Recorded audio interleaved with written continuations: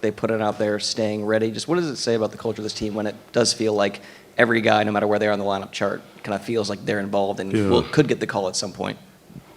Well, that starts long before the playoffs happen, or the scratching, unfortunately, that happens in the playoffs. And we have a history of it for last year. There were some pretty key guys that didn't get to play in Game 7. And they handled it incredibly well. I think the reason is the Barkovs of the world, the leadership group, that core group of guys, very inviting, very inclusive. So whether you're the 15th forward or you're the number 1 forward, wherever you fall in that pecking order, that depth chart, you're not made to feel like that in the room. You're made to feel like you're an important part of it. So the guys that we took out were the first guys you see when you come off the ice, right, in their suits, all high-fiving and excited. And I don't feel that that's a playoff thing. I feel that that's a part of who these guys are, how they treat each other.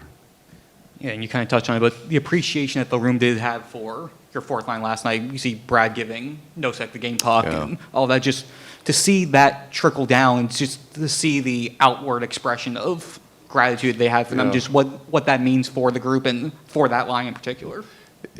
I think it's a show of respect because we're all very aware of what those guys do when they're not in the lineup in terms of just the physical effort they put into staying ready, staying sharp, and they appreciate that. There's a respect there for those guys. And then they have something good happen for them, and it doesn't matter when, playoffs or not, but if a guy off your fourth line scores a goal, it's a big deal. That was a huge one for us last night. And it's such a wonderful part of what we do, a great personality in our room, really quiet, humble man that he's a protector for those guys all season too, so they love that. The daily Brad question. Okay. There was a clip last night that went viral of Roberto going about 3.5 feet into the air out of his chair when Brad got the goal. If you had been told that that would be the reaction by Roberto Luongo to a Brad Marchand goal. Roberto's a very, very bright man, he doesn't say a whole lot, but you listen every time he speaks. He's got a great understanding of how our room works. But I think the toughest job in hockey is the guys that are in management and they have to sit up top in a building, right? It's like the goalie coach, right? You're making every save. For Roberto, it's worse. He's got to watch the game and make every save, right? He's got the double tension in his. But there's a passion there. It's true of every team, right? We're all connected together, and they share that. And it's not just Brad. I mean, the Leafs have a bunch of guys who have been through it. You have a bunch of guys who have been through it. How do hockey players stay so calm in that ultimate moment where it's overtime and you know that somebody's got a chance to be up 3-0 or down 3-0, and it just seems like these guys, to us anyway, it seems like it's a game on a Thursday in January. And we know it's not, but how do they stay in that Probably place? Exhaustion, fatigue. It's... I was going to say if I went for a 10-mile run, but who's kidding who? If I take the stairs down, I'll look pretty calm. I feel a great appreciation for the separation between coaches and players. I'm not a player, and I don't have a history of playing, but they train for it. It's kind of what they do every single day at this level. And I'm talking about the Toronto Maple Leafs and the Florida Panthers. They've trained their lives to be, and that they can focus on just where they're at. Because if they didn't have that ability in that moment, they wouldn't have had that ability when they're 14 or 15 to not watch TV and go work on their shot. They are a little different, these guys. They all have an ability to focus on something, I think, repetitive, especially at a young age. They can repetitively do something over and over again and enjoy it. And then by the time we get them and they've trained and they're 30 years old, they're just playing. The moment, the crowd, the noise is not part of what they process. On your fourth line again, when you're inserting an entire line like that, just what about their style of play is different that you felt was maybe needed specifically last night? Well, it started in the last month of the season. And Thomas had gone out when Sturm came in, Thomas went out of the lineup. AJ had played all the games, and Jona was in and out of the lineup. But Sturm got injured. Thomas went back, and they went. And we had about a 10-game block where they were fantastic. And some nights they were our best line. It was the first time they really looked like they had a chemistry. But we added players at the deadline. And I never felt necessarily, I thought I had kind of, this is not a statement of the fourth line, but each one of the players that I was using on the fourth line, I really liked what they could do in a certain situation. It didn't necessarily translate to a line chemistry. I don't know if that makes a lot of sense to you, but I felt like it wasn't just bringing one in. If one of them was coming in, they were all coming in, so they could, and that would kind of, for them sitting on the bench, you know, it's not one, it's the three of them together. They played together, they've had success together. They're all fired up, right? Jona gets his first. I mean, that's whatever it is. Gerzy's third or fourth playoff game and Jonas first. They'd all do that together. They would share that maybe nervousness that I'm sure they had before the game. They would share it together. You talked last night about how it doesn't faze Sergei when he has a bad game or when his stats aren't what anyone would like. How do you see him when he does have a bad game or his game slips a little bit? How do you see him find that again? What does he do to get that back? I don't think he loses it. I think it's just an off night. I don't think he has to go anywhere. He's just, I think when you're in your first 3 or 4 years in this league and you have a tough one, you're wondering if that's a change in direction. Oh no, it's going downhill for me, or I'm hot now. I think he's far beyond viewing the game as that. It's an individual night. The process is, he's so process driven that that's really all I think he focuses on. I think he and Robbie Tallis have just a fantastic relationship in that they're two very bright men. So they can talk to each other about that, and they built that idea of, there's just so much experience, and he's such a veteran pro that he can do it in the game. We have an unusual team at times this year where we would go long stretches and we wouldn't give a whole heck of a lot up. It was almost tougher for him this year, and then every NHL team's got good players. You get those flurries or breaks or great players on a breakaway. That's a bit of mental toughness that he had to, you know, I don't know if you develop, you continue to access instead of develop or improvement. To access that mental toughness, to sit through games, not get much, and then get a heater. So I think he's had a good year to prep him for playoffs this year.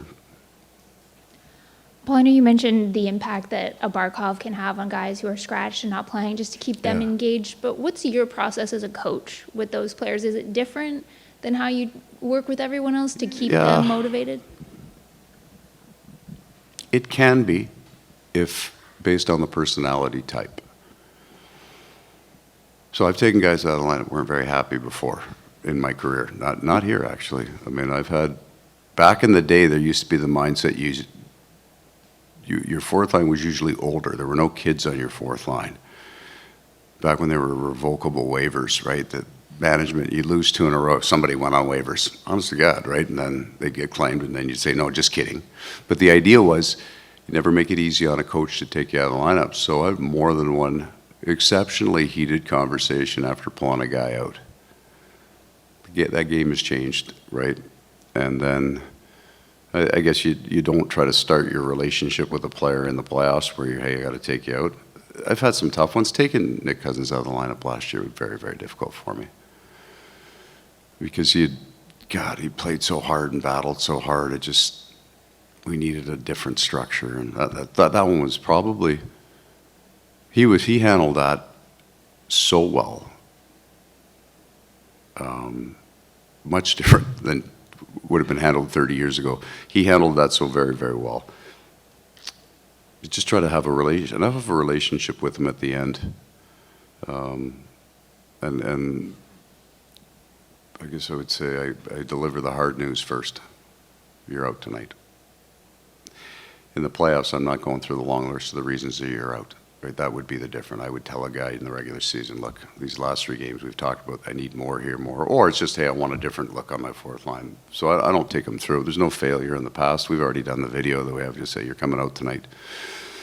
That's it. Paul, as you mentioned, the top guys are always they're always going to get their looks. Yeah. Matthews hasn't scored yet in this series. What have you liked, I guess, about how your team's approached him to keep a pretty darn good scorer from getting on the board yet? I just feel the same way that I feel about Barkov. Or, we've got 2 other guys. Let's say Reinhart instead. Whether a guy scores or not sometimes is either a great save or a little bit of a block or a bit of a deflection. Their game can almost be identical to the nights that they are scoring. It's just sometimes it goes in for them.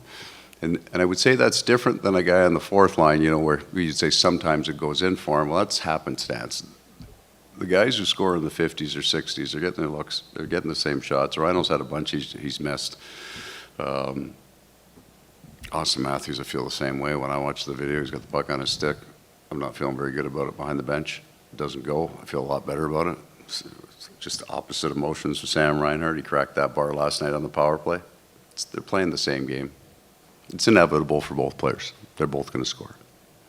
Coach, 2-1 obviously looks a lot different than 2-0. We talked about drawing on experience the other day. Does it help that so many of the guys in that room were on this team last year when you guys were down 2-1 to the Rangers, just the experience being so recent?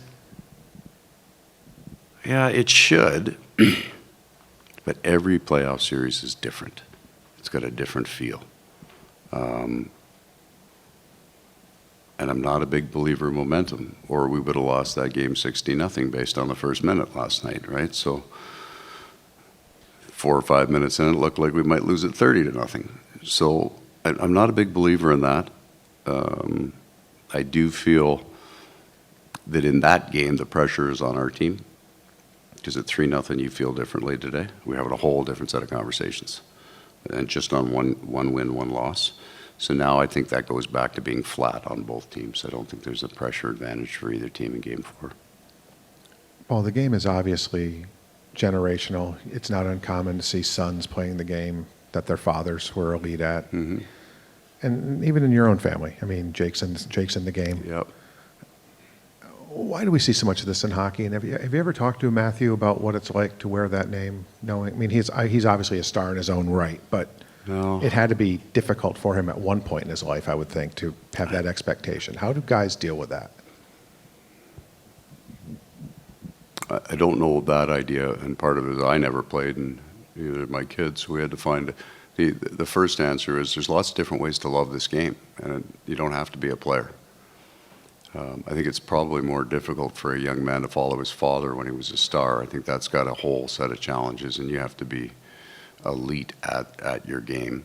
I don't think that you get a benefit from it early on. I do think in Matthew's case that his dad and his mom did a wonderful job making them a part of the NHL life, but never grasping on to all of the potentially negative things about having a star father or being around a high-profile life. They're just salt of the earth people. And I say that specifically, not generally, but specifically in how he treats the people that I see him interact with, the guys like me, right? Addie, the people that work on our planes, our bus drivers, the ticket people. He's just wonderfully giving. But I think there's lots of different ways to love the game. I think my son Jake might love the game more than I do. And has since he was 15 or 16. So, I mean, hopefully you all love the game too. That you haven't come to hate us too much for our dumbass answers when he asked a completely intelligent question and we scoffed and scowled. There's lots of different ways to love the game. What did it mean to you when Jake said, I want to do now? I want to do part of this is my career path. What did that ultimately mean? Get a good suitcase was the first piece of advice, and you're going to go through more than one if you're lucky. And for me, I look at it completely different. It's just what a wonderful bridge to have a connection to your son. So they're up 2-1 in their series. They had that incredible run in the first round. I'm listening to them. Overtime games, they're winning. So you get like a 15-minute block after the game when he can, where he's wired, right? Just as I would be after a game, and I get to talk to my kid like that, and I understand what he's talking about. So that's just, for me, I mean, he has aspirations to be in the NHL. I have aspirations that he lives a good and happy life, and that, my mom and dad are in their mid-80s and they watch every game. I'm hoping to be in the exact same situation in about 30 years, listening to every game, if I'm lucky. Okay.